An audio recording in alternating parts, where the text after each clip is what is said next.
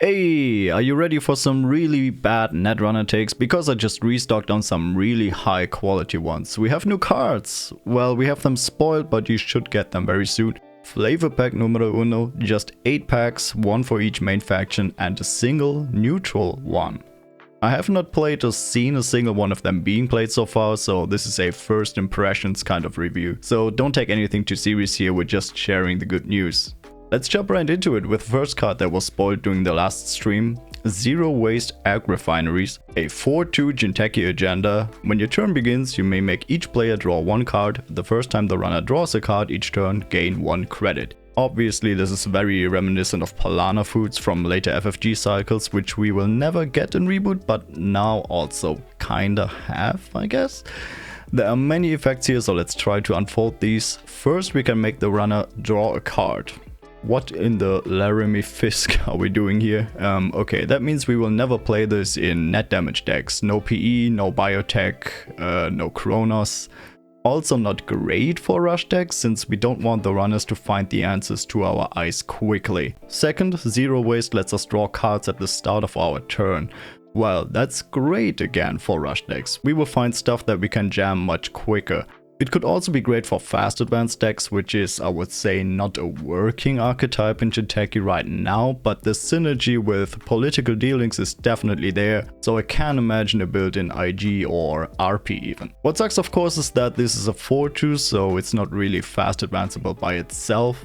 Last effect, this agenda makes money like mad. This is just the text from Palana Food, so anyone who has played with that ID probably has a better idea than I have. To me, this looks like ETF money actually. It might even make you 2 credits each turn. Hard cash, trust fund. 6-5, blue eyes.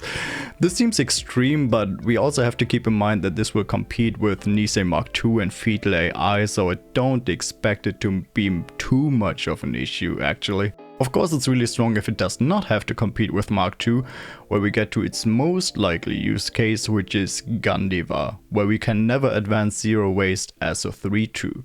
Gandiva is a little weak at the moment, so all help is welcome. It might feel very bad to score it late, but also there is no other really good agenda that you would want to score late instead, so it shouldn't be too much of a problem balance-wise. Where it might be problematic is in Nisei Division. Nisei Div is already strong and scores 4-2s. Let's hope that letting the runner draw is detrimental for the rush game plan of Nisei Div. I'm quite sure that that was play tested, since it seems very much on the nose for Nisei Div and also strictly better than Corporate War in my opinion. I can also see a single copy in RP Galatia honestly, so we'll see where that goes. Final rating, I'm quite excited for this. This is the perfect card for Gandiva. The money being tied to draw can be interesting, since for example it will be very telling whenever the corp does not trigger the effect.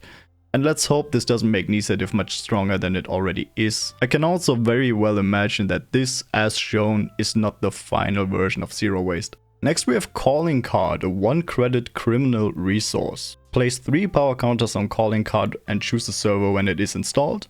When your turn begins, remove 1 hosted power counter, then if there are no hosted power counters, run the chosen server. When the run ends, gain 6 credits. If it was successful, then trash Calling Card. This is a very weird Dirty Laundry daily casts hybrid. It nets 5 credits after 3 turns, so a little quicker than casts, and gives us a run. But if the run is not successful, we get absolutely nada. We can also give the corp 3 turns to react to it. If you walk through a simple pop-up window, Calling Card only makes us 4 credits and makes the corp another one, which just makes it bad compared to daily casts, unless you can make use of that run somehow, just like Dirty Laundry. And Calling Card makes 2 credits more than Dirty Laundry. So ultimately, I think we want to stack successful run triggers, what Crim is often doing anyway. If we run Sec Test, Desperado and Calling Card on an empty server, we make 8 credits, so kinda a build your own bank job type of situation. Still, the corp has 3 turns to react to it. They install a Chrism Grid and then you look kinda stupid. And I think that strikes at the heart of what Calling Card is supposed to achieve. To me, this looks like a very high skill card. You should already be very good at assessing board states to the degree that you can estimate when the corp will struggle hard to defend a certain server 3 turns into the future. Then Calling Card is this really cool pressure tool that demands the corp to overprotect a server they themselves don't care too much about.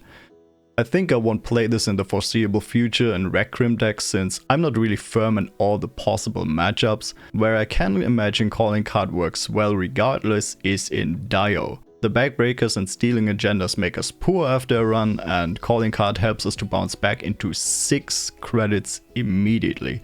Dio also has super efficient breakers, doesn't play a lot of run events anyway, and has a great payoff printed on the ID itself. The fact that this gives you a per se 5th click to run on the turn it triggers matters against work compression from PE and RP, which Crim might have problems with.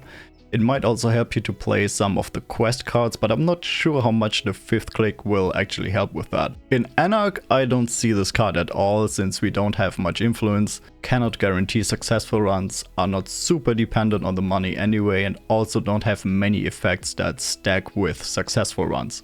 In Shaper, this might be interesting as a pressure tool again, and we might even play mind games and just sell it to Aesops if the corp overcommits on the server. Seems a little bad, I'm not sure about that. Final rating, I hope this is a good card in Dio, or an actual high skill card with runners who can estimate well how pressured the corp will be and cannot defend a certain server. I hope it's not just another card for slow crims that makes them another 5 credits plus a run. We already have high stakes job, and to be honest, Calling Card seems even better for that archetype since we can get it out of the grip and don't need Unrest Ice anywhere. Next we have Bowstring, a Wayland Codegate, 3 duress, 3 strength. It has additional text, that is, you may trash Bowstring instead of paying an additional cost of forfeiting an agenda. And it has a single subroutine, end the run unless the runner pays 3 credits. The age of runners is over, the time of Archer has come. I'm really looking forward to this card. It costs the same to rest and often more to break than Enigma. It doesn't have a hard ETR and no face check value and does not need a breaker, but once the York hits the table, Bowstring lets us rest archers and will save us a full agenda point. So another low strength codegate that I do not hate to draw late. Still, I don't think this would make me play Kyudoka and Wayland or include Bowstring into Jinteki. In that case, the Bowstring rest would also be a little too telling for my liking. Since it's porous and doesn't need a breaker, Grindel has 0 interest in this, so we will rather see it in the taxing mid-range Wayland decks that really need the help in my opinion. Argus and Iris are perfect for this, and it allows me to play more archers in Building a Better World and Titan, which is very welcome. Final rating, another one for the pile. Next we have LabRat, an Anarch resource for 2 credits. Place 5 power counters on LabRat when it is installed. When there are no power counters left on LabRat, trash it. When your turn begins, remove a power counter from LabRat and gain 2 credits. Your maximum hand size is reduced by 1 for every power counter on LabRat. Another daily cast, but this one makes 8 credits. Drawback, you die to anything for the first few turns. And also, you lose all cards in your hand and don't get to keep that many for a while. Another drawback, if you have a single brain damage, you cannot play this because you have a negative hand size then. No stim hack, no stim graft, no pain apple for you. We had the discussion if Nat could work in Reboot. I think the consensus was that he's probably too matchup dependent, so LabRat looks like a minor replacement to me. You probably want to play a lot of very liquid cards that you can play whenever, so you can drop to low hand size before you play it, and also play anything that you draw for the first few turns after playing it, so there is a real deck building limitation to LabRat, I imagine. I also don't think you can play this very often in a game, so it might just remain a single copy in any of your decks.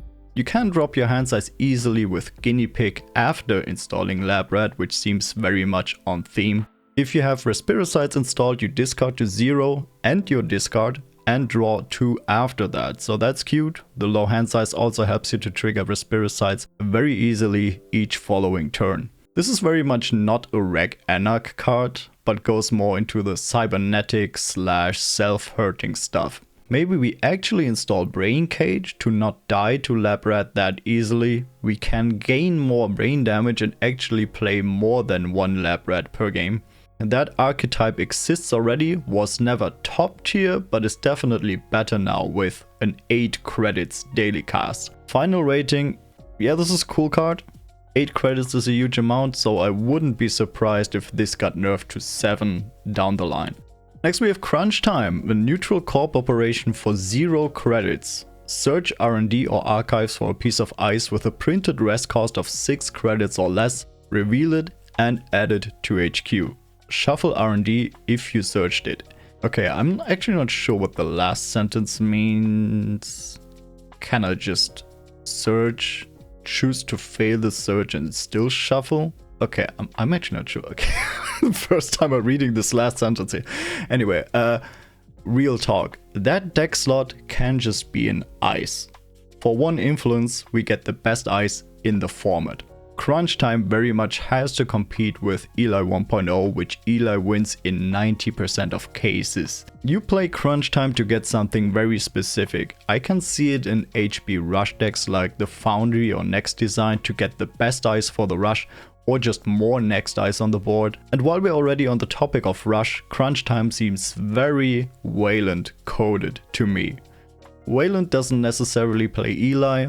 The rush decks have a lot of situational ice that can keep the rush alive for just long enough. I'm talking about Archer, Quolek, Bouncer, Lotus Field, maybe Hadrian's Wall even. Also, rush doesn't care that Crunch Time reveals the ice. Wayland also lets you play mind games, Crunch Time a Lotus Field, but install an Archer instead and let the runners run into it. That can be fun. Some people brought up the argument that this can act as the 4th copy of your best ice, so it might be a cool addition into Argus, for example, with 3 data ravens so you can stack them quicker. But we have Almenara in Argus now, so I don't think that's too necessary.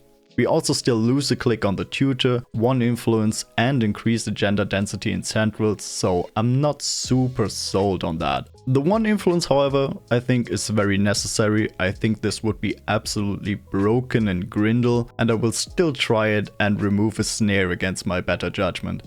Another argument was that the worse IDs with more influence can make use of this, but honestly, I don't see how. Another thing I have not spent a single thought on is that Crunch Time allows you to get ice from archives.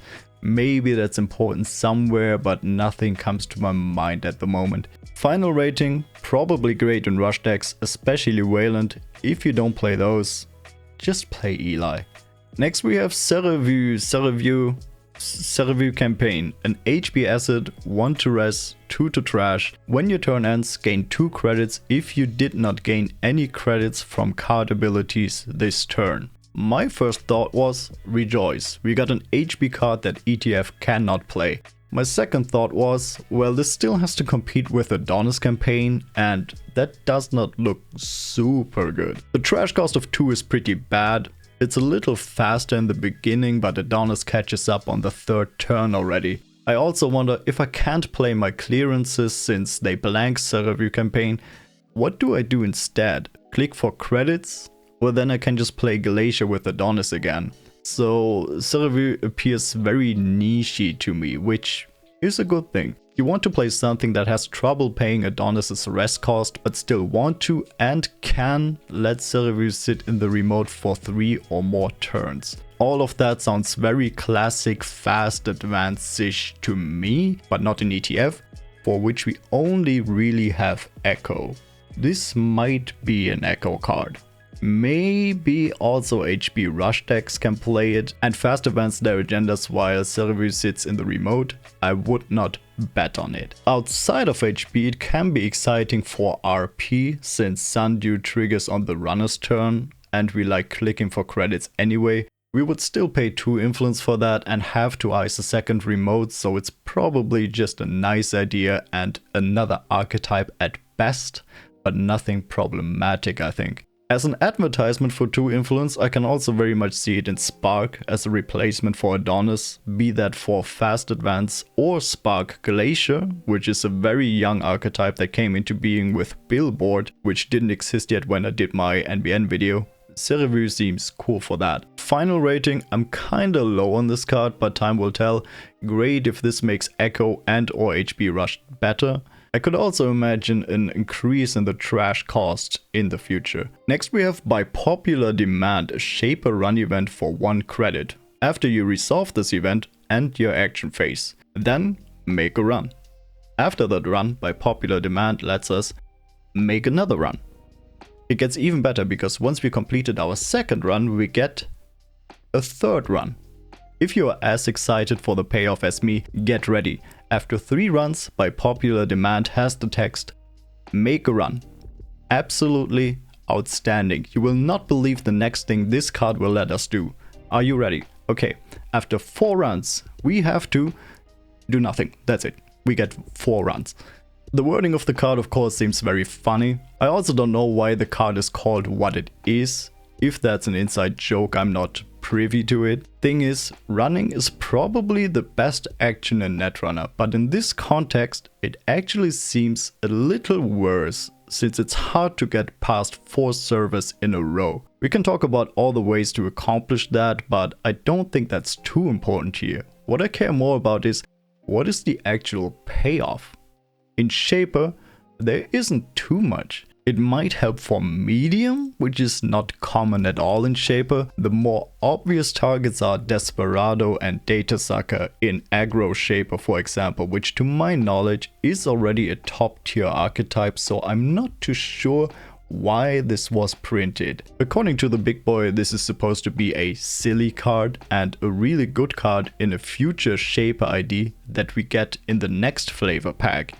It definitely helps against work compression from RP and Caprice again. We might stack Data Sucker counters with it, install Parasites during a run and just delete the remote server. It's also cool with Sniper since it gets buffed for all 4 runs, but again that's not the actual payoff. There's a very funny interaction with 3 steps ahead, so with Desperado and Data Sucker installed by popular demand would net us 8 credits and 3 Data Sucker counters. Still, that's a 4-card combo from 3 different factions, but I don't think it's too far out there. I don't see it in Enoch since again we don't have the influence and only very maybe in Criminal with Sniper. Tenma has the influence for it, but we still have to look for the payoff. By popular demand also ends our action phase, so we cannot play any of the quests. Final rating, it's a funny card. It might be problematic. It might be bad, it might only help already good archetypes, so overall I'm the least excited about this card in this pack. Last we have Doublespeak, an NBN barrier. Keep this in mind, a barrier with a res cost of 3 and a strength of 4. When you res Doublespeak, take 1 bad publicity. Subroutines on Doublespeak cannot be broken if there is no installed decoder. Then it has a single subroutine, trace 6, if successful, end the run. Hey, this is probably my favorite booster pack ever. Wayland got 2 good cards and now this for NBN. Sizzler will play a copy of Doublespeak until the end of time. We might score 4 points behind this and then just fast advance the rest. I will definitely try this in Soul. This helps against AI breakers like Eta and Max. This forces Rec Anarchs to install their Yogg, which typically is not helpful against Tollbooth, RSVP and Archangel, and then they're sitting there with a 6 credit 1MU brick. Doublespeak I think can easily replace a wraparound that can be broken by David, otherwise Doublespeak cannot. This also deals with Apex, which MBN has a lot of problems to begin with, and if the runner is set up it still costs Corroder 3 to break, which is alright. Well, technically 2 credits since we have the bad pub. Also, how does Noise break this? I think he has to pay the trace or trash it with Parasite. Oh yes. Final rating, amazing AI hate, amazing Yogg hate, good rush eyes. I'm sure we will see this in The World Is Yours as well. The big boy said this has insane text since it makes bad pub, but neither has a hard ETR or has face check punishment like Ankle Biter. I would hate, but probably also not be too surprised if this ends up with a small nerf in the future. And since we're already at the topic of nerfs, we also have patch notes for some older booster cards, which were all buffed actually. Communal Link Rollout has its hand size increased from 2 to 3. It's a lot of work to stick a tag, and then it takes even more time for the max hand size payoff to matter. On a 3-2 this ability doesn't have to do a ton, but it can afford to do a bit more than it does now. Is the card better now? Technically yes. Does it matter much? I don't think so. Did the card even need to be made better? I don't really get it. I really don't have an opinion on this one. Next, Project Genesis has its trash cost increased from 2 to 3. The payoffs for Project Genesis feel strong enough, but it's too easy for the runner to disrupt both installed and in HQ, so the trash cost buff should help it feel more reliable. Yeah, I honestly expected this, if Genesis is supposed to be the 4th copy of Sundew or something in that vein, but doesn't do anything for 3 turns, it probably should cost more than Sundew to trash it. I also think it's perfect the way it is now. Next, Kaede Ueno has increased its trash cost from 1 to 3. Kaede is supposed to be a key support card for Gandiva and neither is strong enough yet. This buff should make you feel way happier about tricking the runner into running your bait card. Trash cost of 1 is just bad for any card. The only playable card with this trash cost are Breakaway Grid, Caprice and CVS, so the really high power stuff. Thistle as well, but that one comes back. 3 trash cost looks great. I'm really looking forward to play Gandiva again. Next, Darkpool has its rest cost decreased from 4 to 3. Darkpool has been getting a lot of hate, probably more than it deserves. I'm wary of good Wayland code gates with face check punishment, since pre-installing a decoder against Wayland feels really awful, but Darkpool is so narrow that it can afford to be a little better. I fully agree with that. At 3 cost it will compete with my newest toy, so we will see how that goes. I haven't touched Darkpool until now. I think it was already buffed last time? Maybe not, okay.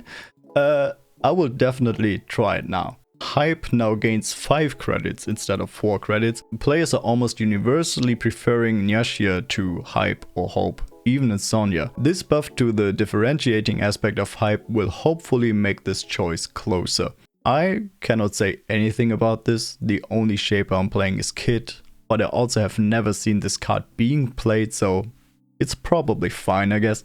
Next we have Caterpillar. Hey, apparently my hate for this card was justified, which has its strength increased from 1 to 2. Caterpillar takes so much work and patience already that having it also die to Parasite trivially is just a bummer. Okay, who of you is parasiting a pillar? You have 3 turns to ignore the worst pop-up window this game has ever seen. Just win. What? What the hell? Even if it becomes better later, it has saved you so much money until then. It doesn't matter. I guess this is a buff, but not the one I expected. Will this make me play it? No. Next, Painapple has its cost decreased from 1 to 0. P-Force effect was a lot stronger when it was printed because Next Ice was extremely common. Now that this is no longer the case, the card can use a buff. Yep.